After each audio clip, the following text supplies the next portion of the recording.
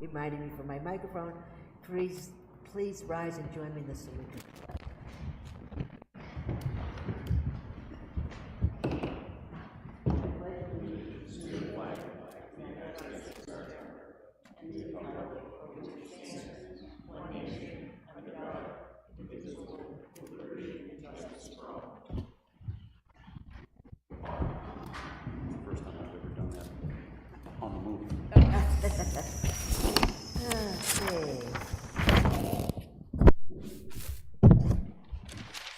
We've had an extended non-public session. I apologize for the delay, but we've got to move it right along. First appointment of the evening, first and only is Pedro Avila regarding our junkyard permits.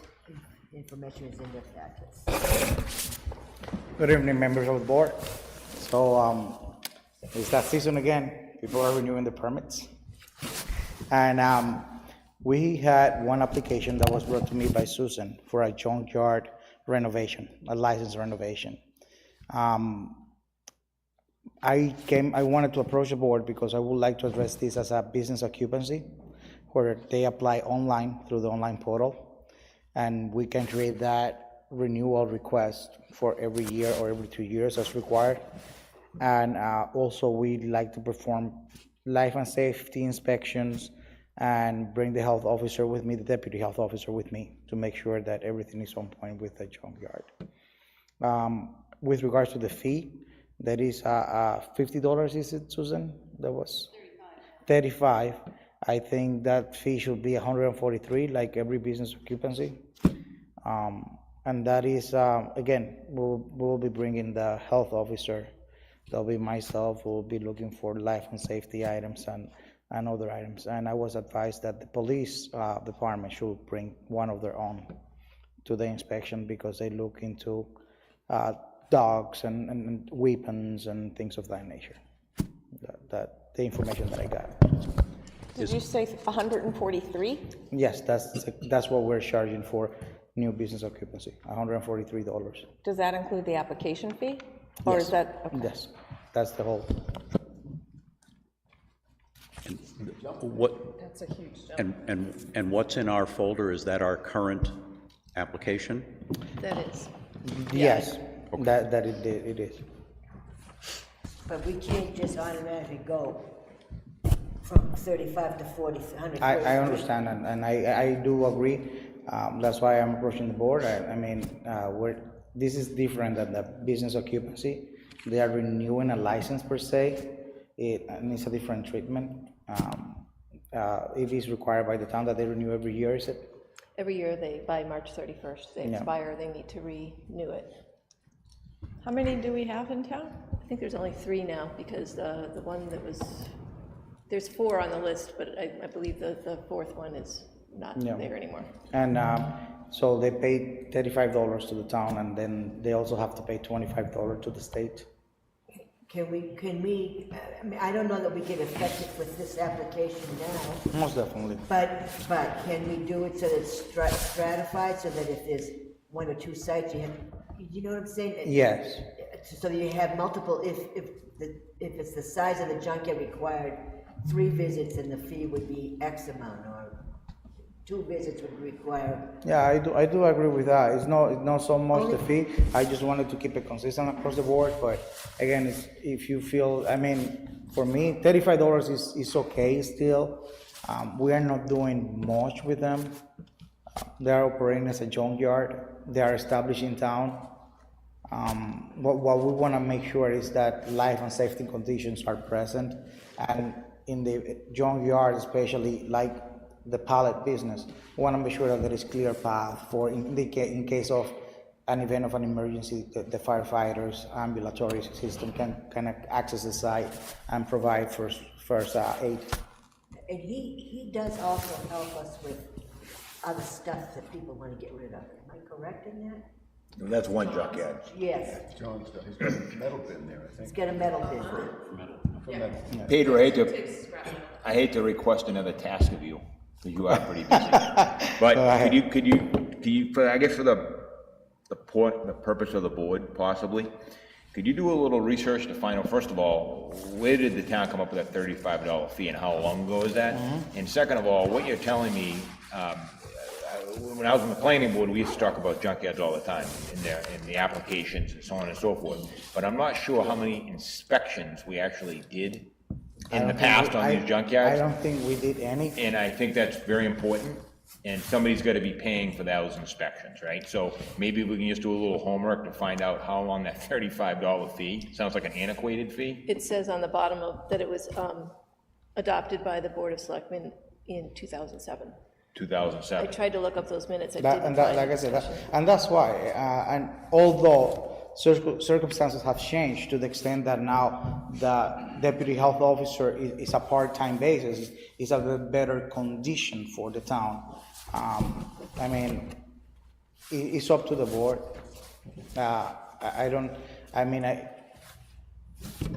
We only have 4 of these type of businesses. Do you have, what are the other towns getting? Did you look? We're, they have we're, junkyards, might the- as well. yeah, but the older towns, they do have a higher fee, $75. But again, we don't have that, I haven't had that much relationship to those type of businesses. Well, I agree with Peter that, maybe 35 is not the right number, but Yeah. If we knew what the cost is, Okay. how many times we have to go out, how many people have to go out. Well, that I can tell you right now, we're gonna go out this one time.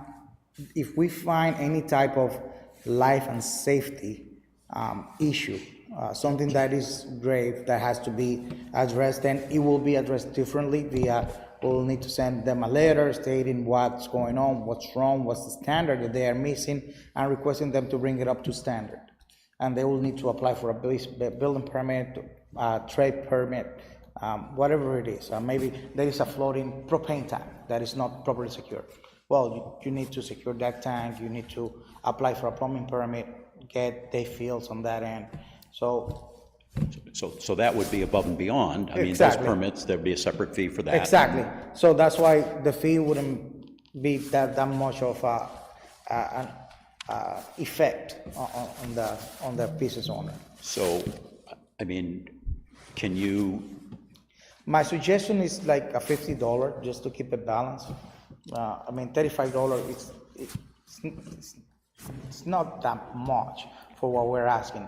And at the parting of the first visit, we can get more details of what's going on, what are the things that we need to approach better, how are those businesses affecting town environmental situations, what environmental issues we found.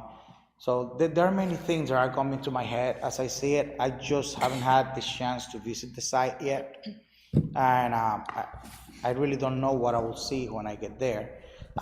Again, we are not going to be asking people to bring things to code, because that's not the way it's supposed to happen, but we will be looking into life and safety threats that are present on site and making sure that those are addressed, so that if there is somebody that is going to get parts or whatever on that site, at least they can go safe and sound, that nothing is going to happen where they're on site, and that's what we're going to be looking at.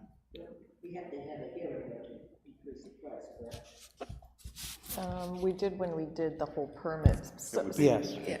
Right. I think that would be the right way to do it. So, but are you requesting 143 when you first said that, or are you requesting it Well, increased to 143 50? is what we currently charge for business occupancy, and what I said, if it's relatable to that, that is the fee that we charge. But again, this is different. If I was to suggest a price, it would be $50, because it's something that, like I said, the health officer is on a part-time basis. We're not paying them for the site visit, which will be $50, and then mileage, and then coming to town, which can scale to about $110. And you're adding the application fee to this. Yes. Well, no, that is included in the $50. I'll It's just leave included, it. Chuck. I will just leave it as a flat fee. Yeah, because No, I don't have a problem with yeah, that. there is nothing. There is not much to review. The only thing that I foresee, like I said, is in the event we find something that is life-threatening, then at that point, we will tell them, hey, you need to take care of this because it's a life and safety matter. And yes, we want you to do business, but we want you to do it safe.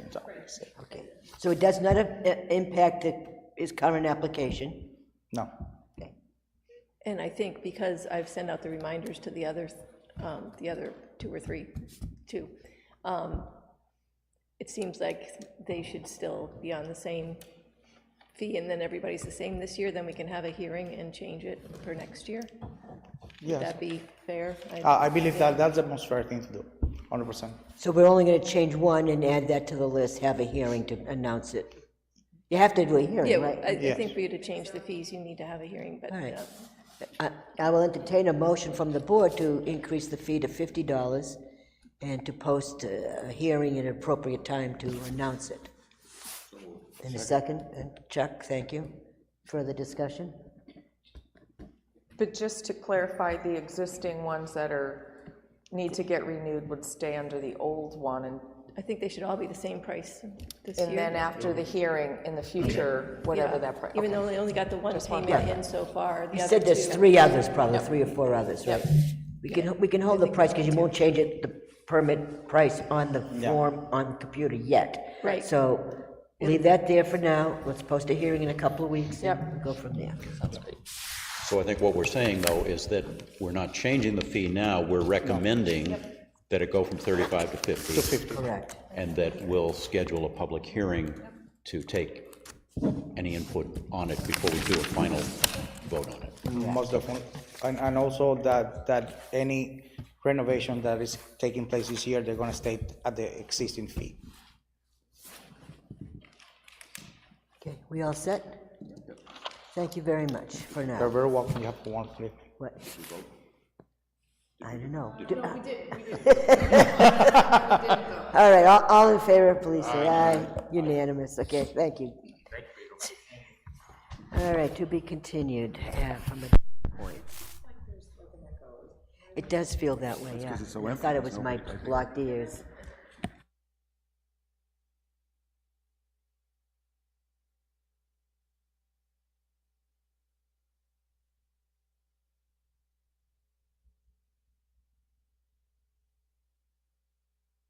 Okay, if it's about the training session, I'd get that under control. All right, and then come up for it.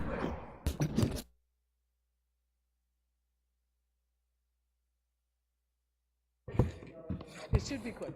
I just want to let the board know that candidates night is the 19th, and due to circumstances, I needed to find a replacement for myself for that evening, and just want to let you know that Barry Sargent has agreed to do it. And for those of you who don't know Barry, he's been my assistant as moderator for a while now, so he's willing to step up and do that, and I just wanted to let you know that that's all taken care of. Barry was also the town moderator in Plastow for many years, so he's got a lot of experience. He really does like retirement, though, so we can't get him more than...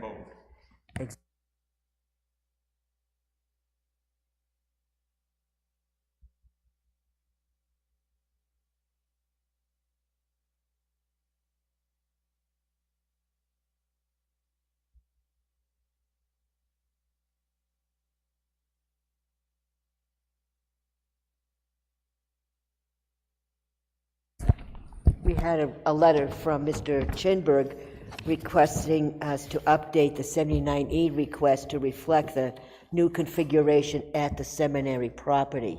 And Glenn has the letter here, and we need to make a motion to approve the changes to the project. Is that how it goes, Glenn? Yes. You want me to read this into the record? Please do, yes. So the letter is dated January 16th. It was in our packets last time, but we didn't deal with it then. So it's addressed to the board, the select board, and it's regarding 178 Main Street in Kingston, and requesting a 79E amendment request. And 79E is the statute that, community revitalization statute that gives the board the authority to defray taxes in the early part of a project if it's involving historic preservation, revitalization, and creating housing and stuff like that, so. And we did offer some defrayed taxes on that project, and there's a covenant, a legal covenant to that effect, but the project has changed since it was originally conceived.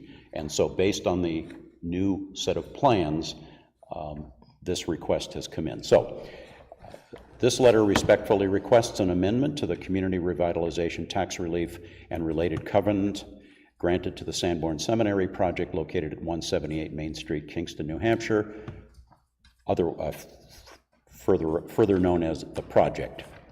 On April 18, 2022, the Kingston Selectmen approved 11 years of tax relief for the renovation and preservation of the Sanborn Seminary building into approximately 12 apartment homes, and 9 years of tax relief for a new structure containing approximately 73 apartment homes proposed to replace the former science building. The project in 2022 also included a proposal for 5 single-family homes and to retain the Swayze Gym, neither of which scopes pursued or were awarded tax relief. So there was no tax relief on the single-family homes or the Swayze Gym. The project executed and recorded a covenant to document the approved tax relief and the project's requirements therein. Since April 2022, the project has continued to face substantial headwinds with feasibility and cost, which have forced the project to propose a reduced program. The project continues to propose the same scope for the Sanborn Seminary, renovation and preservation of the building into approximately 12 apartment homes. However, the current proposal has replaced the 73-unit apartment structure with 8 additional single-family homes. The revised proposed project now comprises 13 single-family homes, 12 apartments located in the seminary, and the retention of the Swayze Gym. The project is requesting an amendment to 79E approval and covenant to acknowledge the change in the project scope. The project is seeking to retain the 11 years of approved tax relief and required public benefits associated with said for the renovation of the seminary building, but is seeking to relinquish the 9 years of tax relief for the now defunct 73-unit apartment building. The project is not seeking additional tax relief for the added single-family homes or the Swayze Gym. So basically, all that said, because the scope has changed, all they're looking for is the tax relief for the seminary building, and that's it. The rest of it goes away because it doesn't qualify, basically. Right, the homes do not, but the 12-unit. The seminary still does, because it still is renovating and preserving the historic structure, right, and creating housing. Right. So it still qualifies. That part still qualifies. Okay, so do we have? So we need to vote as a board, and to reconfigure the 79E. To adjust the tax relief, to remove. Maybe it's easier said if we say to retain the tax relief granted for the seminary building, which is 11 years, and that's in the documentation, and to remove all the other tax relief previously granted. All right, is there a second? Second. Okay, Chuck seconded it. Do we have to record that change to the? Well, yes, because what happens now is that if we approve this, the covenant has to change, and that's a legal document. Okay. And so that will have to be changed and recorded. Okay. Do you need a copy of that, Susan? I have it. Okay. All right, so. It's so you're voting that you agree to take it out, and then it was my understanding, maybe you've spoken with him, that Glenn Greenwood was going to redo the paperwork? Glenn Greenwood was involved in this when the covenant was done the first time. Right. So, assuming we vote in the affirmative on this, on the motion, we should get that information to Glenn so that he can then be the Redo the agreement. Authorized to, the intermediary to get update. that updated and Update the done. agreement, yep. Okay, further discussion, questions? All in favor, please say aye. Aye. It's unanimous. It's gonna be quite a proposal, guys. Regardless. Let's see. The other item I have is through liaison reports, and I'm gonna ask you, Chuck, to talk about Tammy's request for changing, unless you want me to go into it, but No, either way. The, microphone.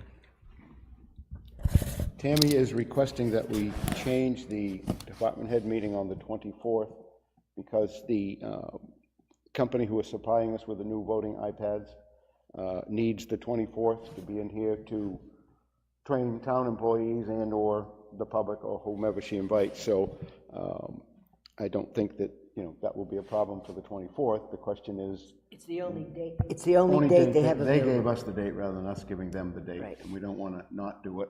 And you're available, Ellen, right? The 24th was okayed with you? Yeah, so I think our issue is just, what do we want to move, when do we want to move the selectmen's meeting? The seventh, If we want to have one, we can wait a week too, but whatever. the following week is March 1st, or 2nd, or whatever it is. It's in March. It's not the last Monday is the 24th. We can do a couple of things. We can't do it on the 17th, because that is a holiday. The town hall will be closed, employees will be off in Tahiti somewhere probably, who knows, but, or would wish to be, I put it that way. We could have, I hesitate holding it that night because I have no idea how long a day it's going to be. Some of us are going to be participating. I know I'd like to go. I remember when we used to count ballots by hand, so I'd like to go the full yard and see how the new fancy way of doing things are.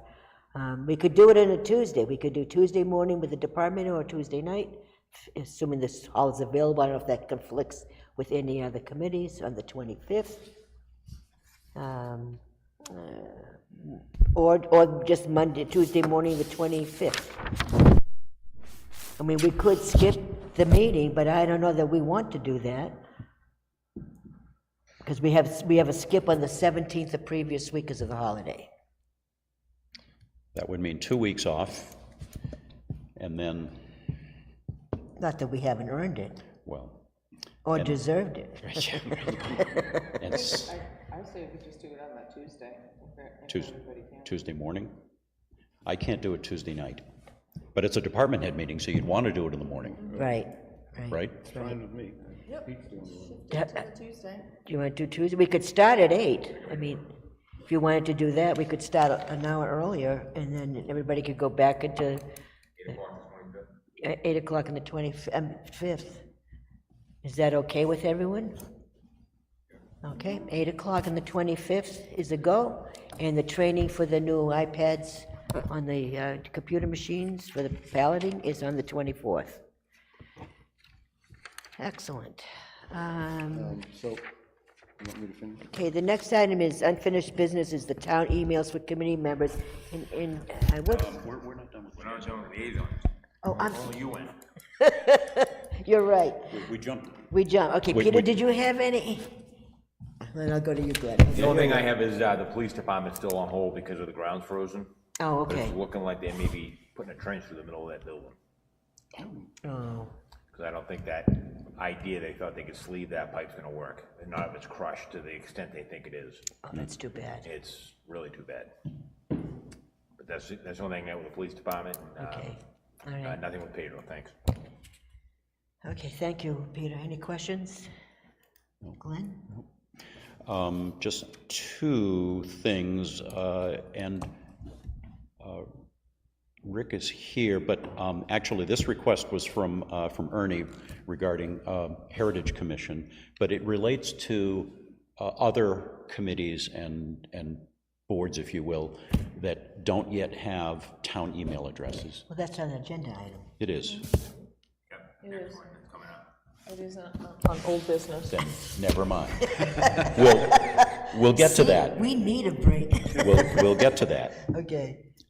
Anything And else? were you going to report on the watershed committee? Okay.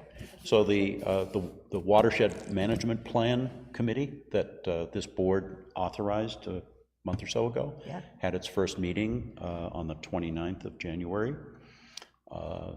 They constituted themselves.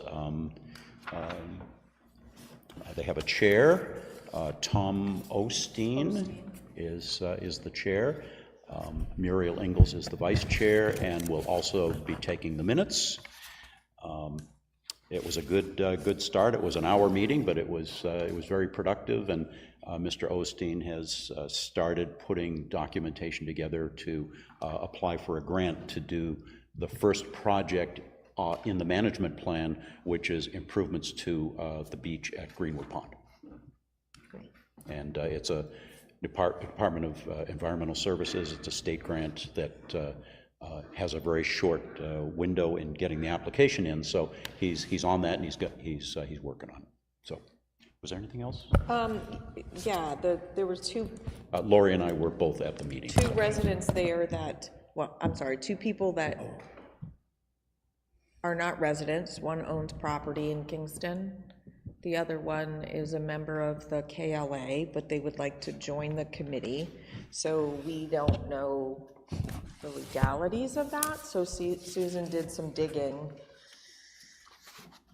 And there's nothing that says how big the committee is, like how many people. So there wasn't a lot of structure around the composition, other than the plan oversight said it should have a diverse stakeholder group, and it listed 12 different people you could pull from. But I think the question is mostly the non-resident part, though one does own property. So that was the question. Yeah, and Susan has a response. We had a letter from John Halloran, who was one of the two individuals who wanted to join, and it looks like the best solution may be to have them in an advisory capacity.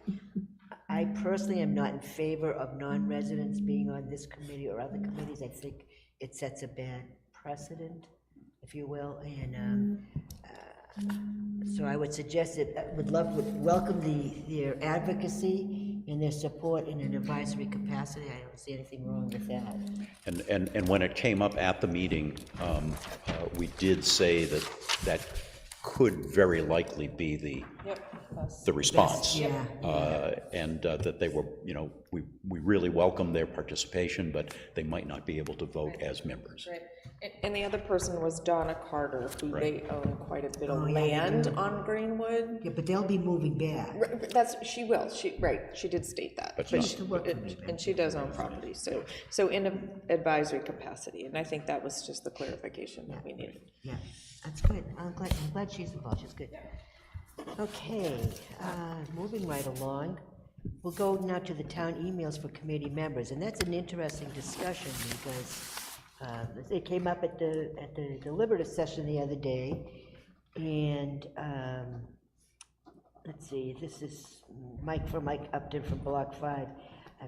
He forwarded that Microsoft 365 business basic licenses go for $6 per user per month. If they need access to files stored in the server, that might get a little trickier, as we need to set up Active Directory accounts for each user, then discuss how they'd be able to access the files remotely if that's how they need to work. I think the discussion is going to be first, do we want every person in every committee to have an email? And I say, no way, Jose. This is another follow-up from today. Okay. Block 5. So All I right. guess somehow they came up with 11 people. Yeah, Don't ask me the 11. okay. 11 people will need an email address, period. So those cost between $2 and $4 an address. However, some of those 11 people are being removed. They don't need them anymore, whether they're past employees, so they can slide somebody in at no Okay, cost, because it's okay. basically just swapping it out. But there are 11 people who are designated that they need an email license, $2 to $4 per person, and it does reiterate, anybody that's receiving emails on personal emails, 91 aid is what they call it, that you'll have to give Block 5, you have to turn over access to your personal computers. So, What are you, pass this right down to her so she can read Yeah. it. That may be better explain it. yeah, You know no, what I'm since, saying? I mean, That because came I in was the today. one that's kind of started this conversation, so I don't know. Yeah. While you're looking at that, How did they identify the 11? Yeah, I don't know. That's, she does- Oh, okay, so this is it's specifically for the budget committee, which is what started the conversation. Actually, it was the wage matrix, but you're right, Ellie, not everybody on a committee needs it would be the chair for sure. The chair for sure. And then we need to decide as a group what committee members on what committee. So budget committee for sure, because they're dealing with money and they should not be doing that in personal email. But other than that, you know, like, not everybody on the Heritage Commission No, needs a Heritage, I town. think one, Right, museum one. Right. Historic district, probably one, maybe two. right. But you know what we really should do? We're gonna have new board members or not in March. We're gonna appoint new liaisons to all the committees in March, end of March, beginning of April. That would be a great time to have a list of the committees, who the chairs are, and who the liaison is, and who gets the email address. Does that make sense to do? I don't even think we need to wait until then, because our composition shouldn't affect the board's compositions, unless the elected No, it positions. doesn't, it doesn't. I was right? just trying to think of Yeah. organizationally, Yeah. try to wrap it all in one. But Yeah. we know it, whether hopefully there's at least one of them is coming back. Yeah. So, Yeah. so. But I shouldn't think, be you know, too much it's of- really, because this is about, the question was asked about specifically the budget committee, so, and Do right. they all want it?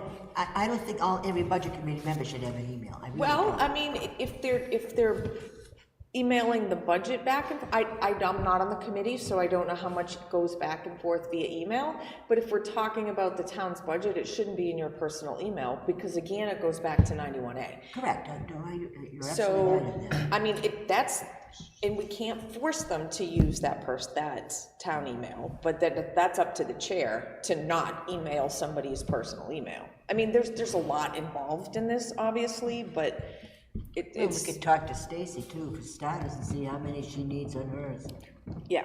So our land use boards, planning and zoning in particular, it was largely through the effort of Ellen a few years back, saying, you folks really need to do this, because otherwise, if there's some discovery action that takes place, you know, all of your personal stuff is Subject to. is subject to, 91A. yes. Anyway, so all of those board members have it, and obviously we have it. Now, I had a specific request from Heritage through Ernie Landry that at least him and maybe the vice chair have one for the business that they're conducting, so. And as far as other committees, I don't know. I think the ones you mentioned already are set up that way. There's one for HDC. Well, there's one. been one for Heritage. There's a Heritage one, a general one. Yeah, and that's what I've been using if I'm dealing with them. It's the chair usually has access to that email. They don't need multiples. I mean, these are not big committees we're talking about No, either. no. I'm gonna cover them, don't get me wrong, but we don't need, not everyone needs an email for the town. The Chairman, guy, yes. I know, but the guy from Block 5, he's pretty adamant. Every member of every committee for the town needs to have a town email address that the town pays for. This is because you guys will all get 91A eventually, and if committee members are using their personal email to conduct town business, they will need to turn over access to their personal email accounts. I don't think every committee member understands that. Quite honestly, I don't think they understand the ramifications of that, and that they would have to give access to, right, to town attorneys and to Block 5.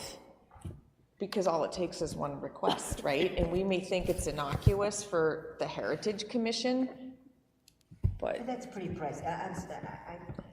I think they need to be trained. All right, guys, you can't use, you gotta have, either they all have a portal they all go into,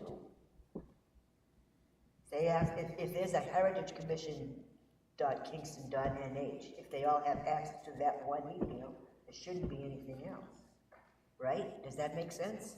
I don't know, I'm not the techie here. But that raises a whole lot of, you shouldn't have more than one person We have accessing 20 an email 24 account. committees. I understand that. Times 20 people. I understand, but then Times then the other part is what's the cost if we don't?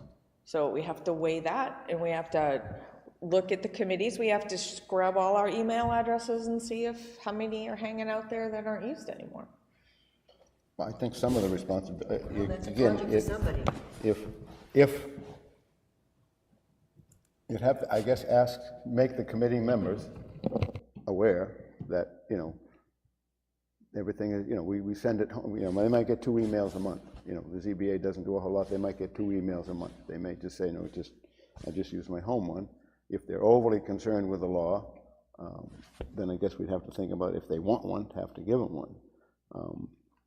The ZBA used to only have. I'm one. just using it as an example, I don't yeah, understand. but it's a small committee. It's 7 people, And we used to get our packets not electronically, correct. so, So, well, I don't know what. it was an example, and I don't know where all this pricing's coming from. The last I knew that Paula has giving out email addresses and they don't charge anything. So now it's $6 a month, and Pete says it's 2 to 4, so They we may got, charge for some enough for other students, we don't know. It's not consistent on I mean, it doesn't, everything. That's why I why, asked them, I said, are there any free? And he said, no. why, Well, there is, because Paula says there are. There are ones who don't get charged, now, so, and I don't know what, but I don't know what the criteria is now. and and again, it's just They may have. an access to arbitrary the question. server, Why would they someone charge else doesn't, $6 a that month? type of thing. That's what, 76? Sounds like she's gonna have to make a phone call and figure that out. But Who, Paula? Yeah. Well, we need to make a list, and maybe send out a letter to each chairman and say, this is this concern, and who in your committee absolutely must have an email address, because it's gonna cost the town some money. I know it seems like small money, but 24 and 20. Understood, but I think at a minimum, we need to decide what committees absolutely have to do business via town email, regardless of the cost. I understand that, I'm also saying that we can have one special meeting. This museum committee has one email, there's no reason that they can't access that email to get documents and so forth, for the best interest of the town. It's only, what, 5, 6 people. I don't mean to, and I'm really not just picking on them in this case in particular, but it just seems like it's gonna add up more and gonna get cumbersome to manage. Then who gets dropped, who gets put on, it's gonna get cumbersome to manage.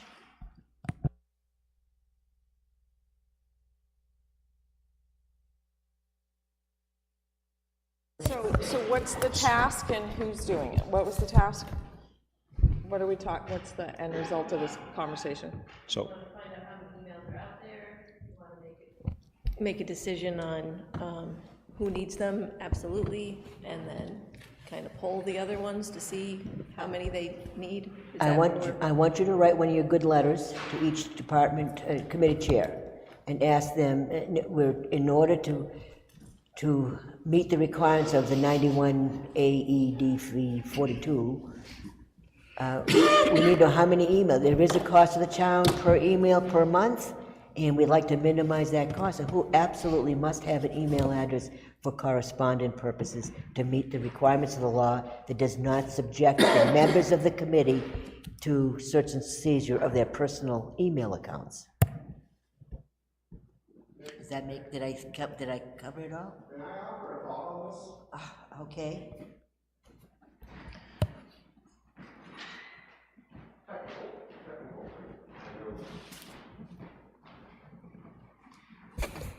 Just a quick technical thing I know some groups do. Give each committee one email address, let everyone on the committee access that one email address. They can... Oh, you did say that. I did not know that.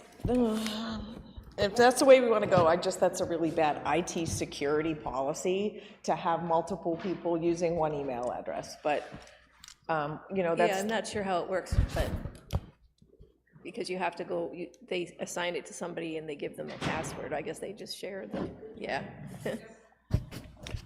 Again, I'm not gonna beat a dead horse anymore. Further discussion, yes, I mean, I brought up the issue that I had the request from Mr. Landry, Yeah. who is currently the chair of the Heritage Commission. He will be no longer the chair come next month, but he's still going to be part of the committee, and he's spearheading the Plain Cemetery work and the celebration and so forth. So he's going to need to be communicating, and he wants to do it with a town email, and not, and that the generic Heritage Commission one will then be used by whoever the chair will be, and that's probably Bob Bean at this point, because he's the current vice chair. Okay. With that specific situation, then so- he would be on the list to get one. I mean, that's. So with that specific one, I'd like to make sure that he's on the list to get that. Okay, fair enough. And quite honestly, he's done so much work on that committee, he deserves to Oh, He continue. needs to know what's going on. And if he's going to continue, working with that committee and communicating, and he does have a lot of communication with folks Yeah. on committee work, it's appropriate. Okay, sounds good to me.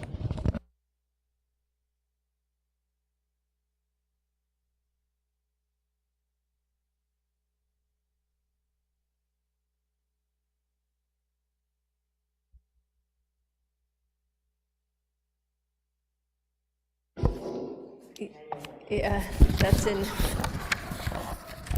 Keep that little knock in there. that was, I like the knock, I do like the knock. It's a good way to know what's going on. that came today from Lisa. They think it's appropriate to have the board sign, the board chair sign that letter. Right. This is, they have to relocate their mailbox to follow the ordinance set forward by the select board. It was created to protect both the residents, the town, and the postal carrier. Should you have any questions, please come to the DPW or call, and so forth. And they've got the sketch, so that is in your packet to be signed. Is Hemlock down by Pillsbury pasture? I think so. Is that where Hemlock is? Do we know? I'm just curious as to the width of the road there, but I think it's down in Pillsbury. Huh? Public comment number 2. A number of things for you to sign. There's a veterans credit application in your folder, in the orange folder, which is approved. Appointment to SWORC. Facilities use request for the school for the 26 elections next year. That was for March and for November. The primary date has not been set, so we have not yet contacted the school in that one. There's a point of entry system access agreement to be signed, the John's Auto permit to be signed, and a letter regarding the paving on Rock Rimmon. That came this afternoon, so that's in your packets. Yeah, they're not happy. That's pretty interesting, actually, if you read it. It needs to go to Tom. Tom needs to be the one. What's that? It probably goes to Tom. Needs to So go to first of all, Tom. I think the misunderstanding, it wasn't paved, it was just top coated. You did have a good point that wore the paint liner off the road. The double yellow line was painted. I think Rock Rimmon was chip sealed. Yeah, that's what I meant. Right, it was. Yeah, well, But you know what, to fair to DPW, they made some improvements over their first attempt at chip sealing, so I didn't think it was halfway bad. No, it was. It's just issues that's coming up now between the plowing and the snow and the stuff, so I think Tom needs to answer it and then Do you want to forward that to Tom? look at it in the then? spring. You're not gonna do anything about it now. Susan, do we have all of our point of entry system agreements in? All but one agreement are in, all but, of the ones that are being installed, all but 2 are complete. One is being worked on now, the other one, we finally got in touch with the owner. He's been very hard for anybody to reach, and he reached out to me the other day, said, hey, what's going on? So I Is said, he well, the they're one that trying to reach hasn't you. signed it? He hasn't signed and he hasn't started, so Okay. they're, hopefully that will be coming in. So is it your expectation now that you've made contact that will be done? I hope so, but I talked to him months ago, and then it just dropped off the earth, so. But I put him in connection with Ryan Hood directly, because, right, this is the guy that's trying to reach you, and so I haven't heard whether they touched base or not. And do we have a status of the agreement for the existing homes that already have them? The one in your packet is, or to be signed is one of those. So, That would be in the orange. it's not in your packet, it's in the orange. You don't It's just to have be signed. I don't know that I have, We never got it. There is one in here to be signed, that's all I know. if you never got a copy? Okay, I think Lori's saying that I'll make sure There's you get another one. she didn't get one. Okay. Well, It's fine. Should we want clarification on this one? Yes. On if it was coming out of the capital reserve fund or not before we sign it? Paula's not here right now, right? No, I don't think so. Okay, I would, yeah, this is a purchase order for the repair, the door repair at the Nichols Building, and I'm pretty sure that I made that motion and that I made the motion for the funding for it to come out of the same place that we did the repair to the front You You roof, did say that, You did. same as for the which I roof. believe was the infrastructure fund, I don't remember what that was, but I can find out. and not the building maintenance capital reserve fund. I'm pretty sure. I just want to make sure that I'm positive, because you said you wanted the same fund. Yes. You were very clear on Yep, that. yep. So that to me is what it should be. So do we want to put a note on there for Paula? yes. Okay, I can do that. Okay. The other things in here for send, there's a number for all the fire wardens that are available from the fire department to do fire warden stuff. So that's what the other things are. That's why there's a lot of them in this folder. And I'll pass that down to you. And, I got one thing. what's that? Just under the board business, we have been talking about recording secretaries and rates of pay, et cetera. And I did check on that today. Any recording secretary, whether it's, well, except for two, whether it's in the future or now, is the rate is $17 an hour. So I don't remember what the museum said they paid that. Was it gonna be, was this, okay, I didn't know what that was. So just so we know in the future that, you know, when they hire one, if they hire one or we hire one, it's $17 an hour. Except for the ZBA, Robin, who covers ZBA and planning, it's her regular rate of pay, and Melissa covering downstairs. And the only other question is, Susan, did you ever hear back from the high school about a student helper for the historic district? Remember we had the girl and last year, and you were gonna For the contact historic them district to take their, no, I haven't. So they're looking for a new Well, person still? they don't have one, I assume Okay. that, you know, if there was one I'll out look there, you into might it. wanna try it again, so. Okay. Yeah. Yeah, I thought she was still, Cindy Oh, okay. Mulcahy is, yeah, she's doing that in the museum and Heritage. Oh, okay. Yeah. But the problem was Cindy was originally hired to do the budget committee, and she's not doing that, and that's left a hasn't been bad able to taste attend. for her all around. she had a conflict out in the evening, so she told them that, and she said, you're gonna probably need someone else, because I can't be physically at the meeting. And she wasn't, and she was doing it from the recording, but when we had trouble with the recording, that's a problem. And that's a complicated meeting too. So I believe Stacy is looking for a new person now. Thanks for bringing that up. What else do we have? I think that's a motion for the minutes for public and non-public. So moved, January 27th. Okay, and any amendments, corrections? All in favor, say aye. All right? Do we want to talk about, talk with Susan about the other employee? I think so, okay. Yes, we're going to go in non-public to discuss personnel under 91A3E 42678 something. All right, motion to do so?